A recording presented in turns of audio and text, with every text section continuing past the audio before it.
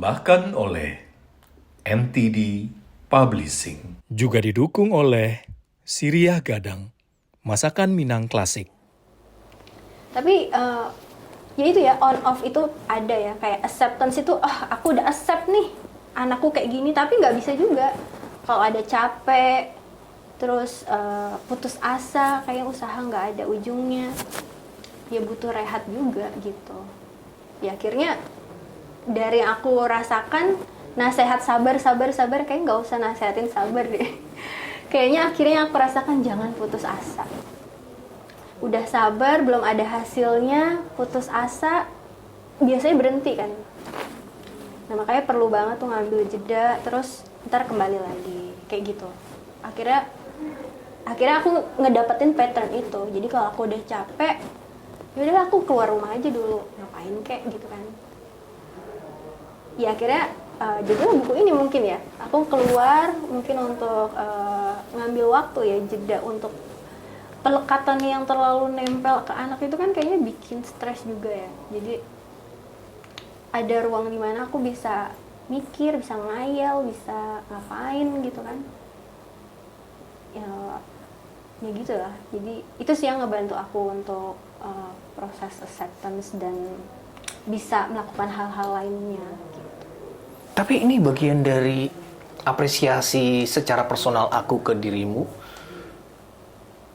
mengetahui kondisi seperti ini dengan luaran buku seperti ini juga gitu. Maksudku ya dirimu tadi cerita tuh konteks anak secara khusus ya, dengan penyandang Down syndrome, aku mulai hati-hati. Nanti kita bahas kenapa harus hati-hati dengan sebutan itu. Karena fokus perhatian, tenaga, pikiran, bahkan biaya semua kan ke sana asumsinya. Tapi bisa ada kemudian nilai lebih, kalau aku menyebutnya sebagai pembeda dan penanda, yang lebihnya itu buku gitu. Itu dahsyat. Sementara orang lain mungkin tidak terpikir, jangankan untuk membayangkan bagaimana anaknya, tapi membuat buku nggak kepikiran. Apakah sudah dipikirkan tadinya gitu, atau bagaimana sih sampai kepikiran gila Bikin bukunya? Iya. Atau jadi sebenarnya sejauh ini kan aku nulis buku cerita anak tuh, sejauh ini yang terpublikasi kan ada 3 ya. Dan semuanya itu benar-benar personal experience gitu loh. oh, Jadi artinya ada kebutuhan aku untuk menulis buku itu.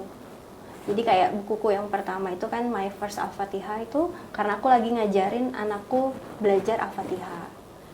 Aku kan riset ya, maksudnya ya kebawa kali ya sebagai akademisi, kebiasaan baca, nulis, nyatet, terus kayak ya sayang banget nih catatan pribadi kan. Terus ada temen, Nis coba aja submit ke sini gitu. Iseng-iseng doang mulanya, iseng-iseng aja ya udah kirim, jadi buku. Terus yang kedua, aku lagi ngajarin anakku adab menuntut ilmu nih. Karena anakku baru mau masuk SD. Ya kita ngajarnya, kamu tuh kalau di sekolah adab menuntut ilmunya tuh kayak apa sih? Ya udah, karena aku lagi mempelajari kitab-kitab tentang apa sih adab-adab penuntut ilmu, aku bikin catatan, sayang nih gitu. Nah sama yang ini juga, ini kan aku risetnya banyak banget ya tentang Down syndrome, dan aku perlu memberikan pemahaman catatan-catatan dari catatan-catatan itu sih. Dan kebanyakan aku lakukan tuh kapan ya, itu tadi ketika aku ngambil jeda itu, ketika aku pengen keluar rumah. Biasanya sih aku paling ke kafe apa gitu ya, ngopi atau apa sambil nulis, sambil ngayal. Dari situ momen-momen itu ya yang paling cuman 3-4 jam keluar rumah, untuk biar mengumpulkan energi lagi untuk kembali ke rumah ya, ibaratnya ya kan. Kalau ketemu anak-anak kan energi kan kayak ketarik terus tuh dari situ gitu. Dan kenapa jadi buku ya, karena tadinya kan nggak kepikiran aku nyetak buku sendiri kan, yang kita kolaborasi dengan NTD itu ya. Karena aku pikir udahlah, aku udah ngedraft nih, aku kirim aja ke penerbit itu yang tadi ku cerita. Cuman kan emang dari penerbit mengharapkan ceritanya tambahin gitu ya. Cuman kan karena aku belum riset lagi, ya disimpan aja kan awalnya. Ya benar-benar sangat butuh waktu sih ya sampai akhirnya buku ini terjadi. Gitu. Yang aku tangkap ya, faktor dirimu ini yang menjadi pusat dari segalanya. Artinya kalau ditarik lagi lebih luas, faktor orang tua. Masalahnya, seberapa banyak khususnya di Indonesia ya, orang tua yang mendapatkan pemahaman, kesadaran, atau bahkan informasi tentang arti penting pengetahuan Down syndrome dan bagaimana supaya anaknya bisa tidak hanya survive, tapi apa kita bilang well-being in the future, di masa depan. Iya. Dirimu tahu orang tua di Indonesia seperti apa? Yang punya anak Down syndrome. Iya, atau masih banyak yang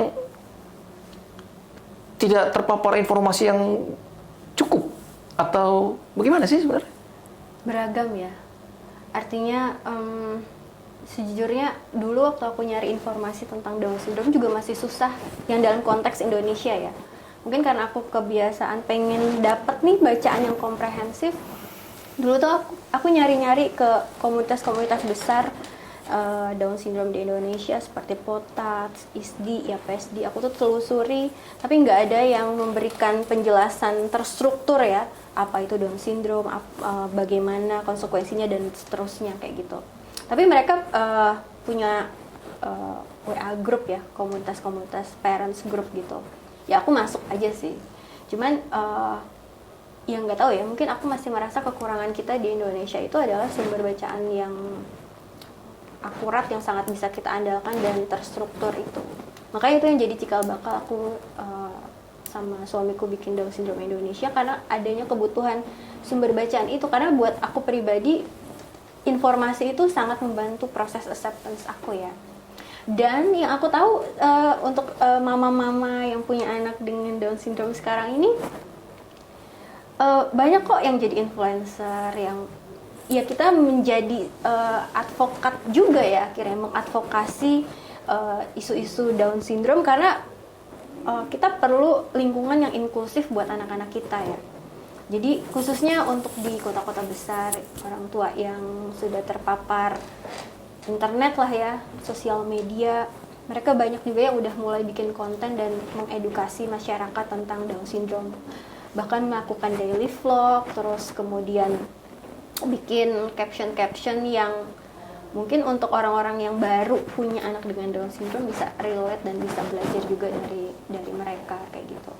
Tapi ada juga yang informasi itu sulit didapat ya, karena memang mungkin reach ke Di luar perkotaan gitu maksudnya? iya, kayak ke pedesaan mungkin yang mungkin internet juga susah. Kemana kita mesti belajar tentang Down syndrome itu kan? Makanya aku pikir buku itu kayaknya masih jadi tools yang efektif ya, apalagi kalau kita pengen distribusikan ke daerah-daerah yang lebih remote gitu. Selain tools yang efektif, kalau boleh aku menambahkan, kata yang paling tepat itu adalah tools yang kredibel. Karena ketika itu disandingkan dengan sumber informasi dari sisi yang lain, terutama yang berbau-bau media sosial, kredibilitas menjadi rendah di sana. Tetapi ketika itu buku, kredibilitas menjadi tinggi. Ya, kalau menurutku ya, segala hal yang di media sosial, termasuk ini mungkin nanti gitu ya, akan dipertanyakan kredibilitasnya, harusnya dipertanyakan.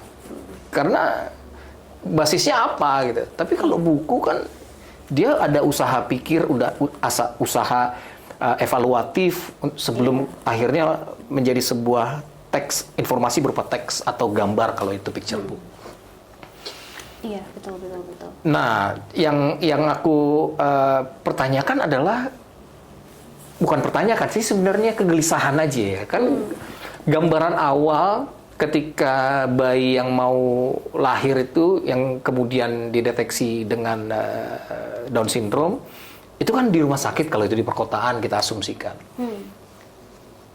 Maka asumsi yang lainnya lagi adalah sudah dengan otomatisnya pihak rumah sakit memberikan informasi tentang apa dan bagaimana dan bagaimana nih konteksnya ya, secara tahapan gitu setelah Anda memiliki anak dengan ini.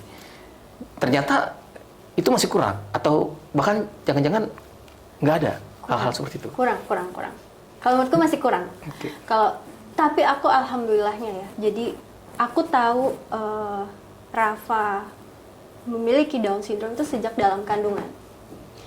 Dan itu karena apa? Karena dokterku, obgynku itu bisa mendetek ketika aku tuh kehamilan masih 2 bulan kalau nggak salah ya, kan USG kan, USG yang buat aku hanya hitam putih, aku nggak ngerti itu gambarnya apa, tapi malu apa gitu iya ya. makanya, tapi dokterku tuh bisa ngeliat ada penumpukan cairan di tengkuk janin saat itu.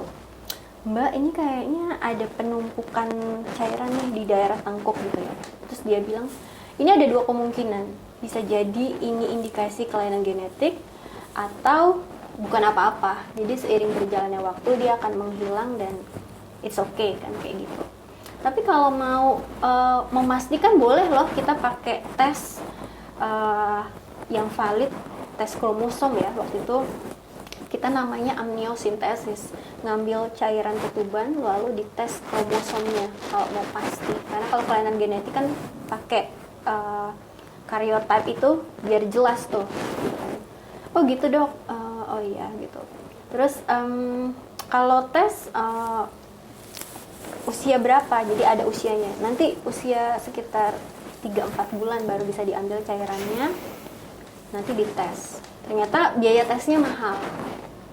Tapi kita pikir-pikir tes nggak ya udah tes aja. Ini privilege ya, kita punya dana untuk bisa tes. Sampai kemudian selang sebulan hasilnya bisa diambil. Dalam hati, jangan Down syndrome, Down syndrome. Tapi artinya aku buying time ya, artinya aku tahu Rafa itu Down syndrome tuh usia kehamilan 7 bulan kalau nggak salah. Jadi sampai lahir tuh ada 2 bulan tuh, nangis-nangis juga. Tapi kan ada waktu mempersiapkan diri. Walaupun nggak siap juga waktu Rafa lahir nangis-nangis juga. Tapi setidaknya ada waktu aku akan punya bayi dengan Down syndrome. Tapi banyak kasus nggak ketahuan waktu USG. Mungkin dokternya kurang jeli atau mungkin ya nggak tahu ya, dokter kan mungkin beda-beda ya dalam melihat. Jadi kebanyakan tahu setelah lahir, taunya dari mana ya, dari ciri fisiknya gitu. Dan kadangkala ini mohon maaf juga tenaga medis dalam menyampaikan diagnosis ini pun menurutku juga mungkin perlu lebih ditingkatkan ya. Kenapa? Empatinya gitu. Karena artinya kan ketika apalagi untuk teman-teman yang baru melahirkan kan itu postpartum kan berat ya, capek, lelah, belum selesai recovery harus tahu diagnosis bayinya Down syndrome, itu kan kayak double beban dalam satu waktu. Terus ya harapannya tentu dokter kan memberikan menyampaikan diagnosis dengan cara yang positif, yang membawa harapan lah ya, jangan justru kita semakin diceritakan yang negatif, walaupun kan pasti ada aspek negatif positif dari suatu diagnosis ya, tapi kan maksudnya dalam situasi yang berat ini saya berharap seluruh tenaga medis bisa menyampaikannya dengan lebih empati gitu. Kalau saya pribadi sih pengalamannya adalah waktu Rafa baru lahir kan ada fase dia kritis, dokternya bilang yaudah lah bu, mau gimana lagi, anak kayak gini nih bisa bertahan sampai umur 1 tahun tuh udah bagus. Itu saya nggak akan pernah bisa lupa tuh kata-kata itu. Eksplisit tuh kata itu. Iya tuh sampai emosi deh. Anak begini nih bisa bertahan sampai umur 1 tahun aja udah bagus gitu. Maksudnya apa nih dok? Maksudnya disuruh kita berpasrah diri kepada Allah gitu. Iya gitu. Tapi kan maksudnya ada kata-kata lain nggak sih yang kayaknya lebih enak didengar mengingat anak ini sedang kritis gitu kan. Dan ternyata dengar teman-teman yang lain juga kata-katanya nggak semua ya. Ada lah oknum dokter mungkin ya. Tapi banyak juga teman-teman tuh yang ngerasain ini dokter ngomongnya kok gini banget sih gitu ya. Sementara kan kita lagi merasakan emosi, sedih, kesel, harus gimana, bingung. Beban. Dan kata-katanya kayak gitu. Tapi alhamdulillah ya, andai aku bisa ketemu lagi dengan dokter itu sih, anak saya 7 tahun, alhamdulillah bisa bertahan. Itu dokter cowok atau cewek? Cowok. Sebut saja dia kumbang ya. Para dokter, mohon Ya, tolonglah. kemampuan Anda menyampaikan pesan itu sangat berpengaruh terhadap Betul. para ibu yang memiliki anak dengan Down syndrome. Mungkin dia juga udah capek kali ya, banyak pasien. Iya. Itu konsekuensi logis profesi bukan? Iya. Iya. Atau mungkin udah sering nih menghadapi kasus-kasus kayak gini, lebay banget nih ibu ini kali ya. Iya. Iya, itu bisa saja gitu dianggap. Tapi kan ada ketika kita masuk ke ruang dokter itu, sebelum kita masuk sama aja kayak ketika dirimu dan aku masuk ke ruang podcast ini, ada ekspektasi dan asumsi yang dibawa gitu. Yang dibawa dan ekspektasi yang dibawa itu kan adalah harapan yang menenangkan. Betul. Dan ekspektasi itu tidak sesuai, boom, shake boom. Iya. Makanya aku nggak bakal bisa lupa tuh kata-kata dokter itu. Karena saat itu aku lagi sedih banget tuh di ruangan itu ya, sama suamiku nangis berduaan. Terus tiba-tiba dokternya ngomong itu kayak, aduh, tidak bisa berkata-kata sih. Cuman maksudnya sampai sekarang nggak bakal bisa lupa sih. Ya. Nah, ini kan faktor utamanya selain si dokter yang sialan tadi itu, sebut saja dia kumbang tadi, entah siapa itu. Semoga dirimu bertobat ke jalan yang benar. Aku tertarik dengan faktor orang tuanya, lagi-lagi faktor utama yang menjadi kunci seperti dirimu bilang. Dirimu akademisi, dirimu penulis buku, researcher pula. Tahu seluk-beluk bagaimana mendapatkan informasi. Nah kalau yang nggak tahu gimana ya? Iya. Atau dibalik pertanyaannya, ada nggak data sejauh mana orang-orang yang masih kurang pengetahuan tentang Down syndrome ini, tapi sangat amat membutuhkan tentang informasi ini? Atau justru malah ini dianggap tidak signifikan sehingga ya seperti si dokter tadi, ya udah sabar aja lah gitu. Aku nggak punya datanya ya, maksudnya tadi kalau sebut data yang validnya. Tapi yang pasti ketika orang tua yang memiliki anak Down syndrome baru pertama kali itu pasti dia butuh informasi. Dan sumber pertama yang bisa membantu dia sebenarnya tenaga medis ya. Cuman kadang-kadang kan misalnya lahir nggak semua di rumah sakit ya.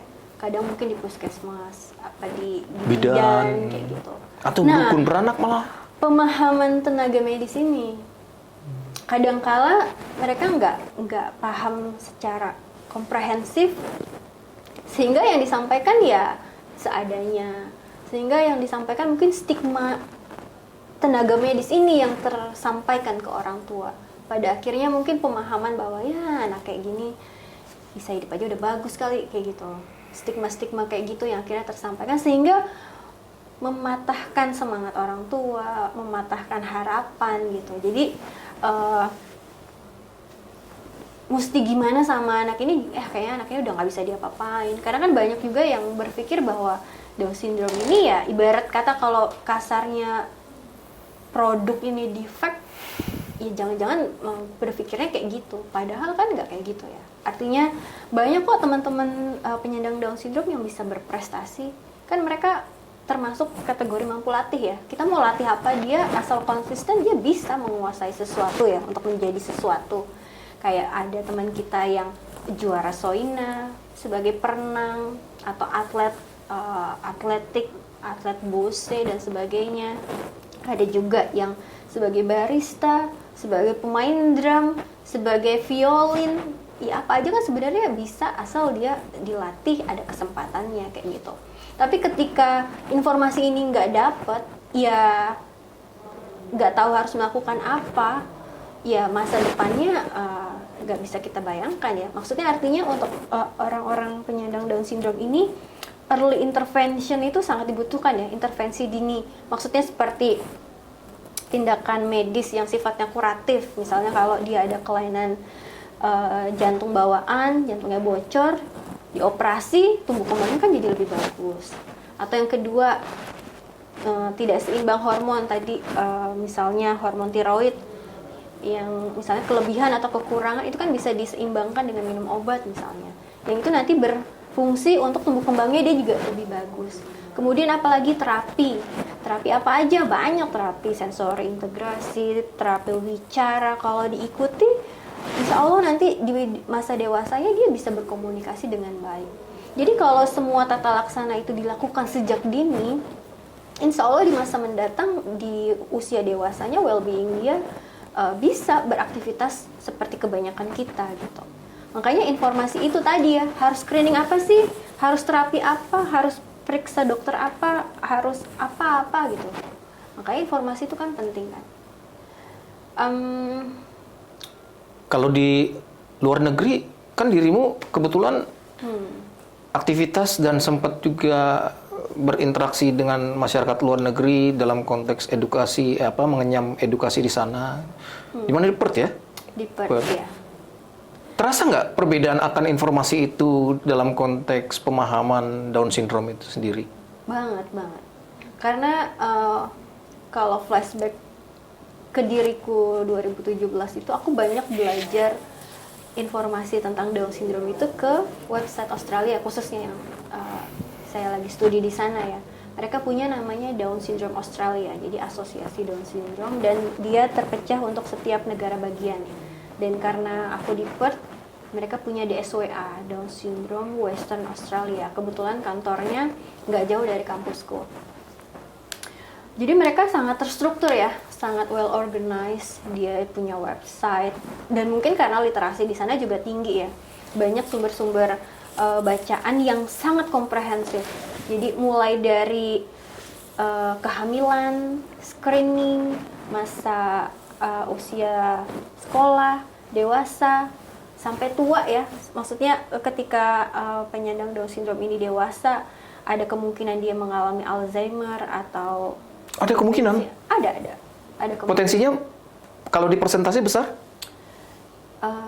Aku nggak hafal ya berapa, tapi resiko Roughly? nggak tahu. Oke. Belum, nggak ingat. Tapi ada risiko itu. Itu ada dalam satu website ya. Jadi artinya kita bisa lihat sepanjang waktu dari lahir sampai tuanya. Monggo, silakan duduk. Di situ informasinya, gitu ya. Cuman kan itu bahasa Inggris ya. Ya alhamdulillah karena aku memahami, jadi aku jadi tercerahkan gitu. Nah di Indonesia belum ada tuh yang kayak gitu. Karena di Indonesia sendiri banyak nih organisasi-organisasi Down syndrome ya, yang besar-besar seperti ya tadi POTATS ya, PESDI, ISDI. Aku melihatnya ini kan inisiasi masyarakat ya. Jadi intervensi pemerintahnya kayaknya masih minim. Dan ini geraknya kayaknya masih terpisah-pisah nih ya. Sebagai organisasi yang besar, dia bikin kegiatan, punya dampak, itu bagus. Cuman sinerginya menurutku masih kurang. Sehingga ketika kita membutuhkan advokasi yang lebih, misalnya di tataran yang lebih strategis di atas misalnya untuk membentuk kebijakan bla bla bla, kayaknya belum bisa efektif ya. Artinya misalnya nih ya, kalau aku amati ya, misalnya teman-teman POTATS, aku akui keren banget bikin basis parents group besar se-Indonesia. Tapi aku lihat fokusnya masih pendampingan orang tua dan anak gitu ya. Tapi di sisi lain kan teman-teman penyandang Down syndrome ini kan seiring waktu bertumbuh ya. Mulai dari anak-anak, sekolah, dewasa, bekerja gitu ya. Yang mana transisi ke pekerjaan ini nih yang masih jadi tantangan terberat teman-teman penyandang Down syndrome Indonesia, karena underrepresented banget dibandingkan ragam disabilitas yang lain gitu ya. Maksudnya gini loh, buatku teman-teman penyandang Down syndrome yang punya keluarga berada itu sebuah privilege ya. Dia bisa punya kehidupan well-being yang bagus, dia bisa punya bakat, minat apa disalurkan, dia punya skill apa gitu. Tapi gimana kalau yang keluarganya dari ekonomi menengah ke bawah, yang nggak punya fasilitas ngelesin renang, yang orang tuanya boro-boro mau ngelesin renang atau ngelesin violin gitu kan, pergiin ikutin terapi pakai BPJS saja udah syukur gitu kan. Berarti artinya untuk mengarahkan ke pengembangan hobi itu bagus, atau pengembangan kewirausahaan itu bagus. Tapi kan kalau kita mapping nih, menurutku tuh mayoritas tuh masih di menengah ke bawah kita ini, keluarga yang memiliki penyandang Down syndrome ini. Menurutku menjadi penting ketika kita bisa membantu teman-teman penyandang Down syndrome ini masuk ke pasar kerja formal. Ya, artinya kan dari segi investment kan secara keluarga, ya adalah kamu pergi kerja aja, kan dia butuh kan menjadi mandiri financially, karena kan bekerja itu juga ya menurut bagian dari menurut riset yang aku baca bagian dari pride, bagian dari well-being itu sendiri. Iya, achievement dia, dan dia merasa mampu aku bekerja gitu kan, dan tidak menjadi beban buat keluarga kayak gitu. Jadi usaha-usaha untuk apa ya, membukakan jalan nih teman-teman intellectual disability masuk ke pasar kerja itu penting banget sih.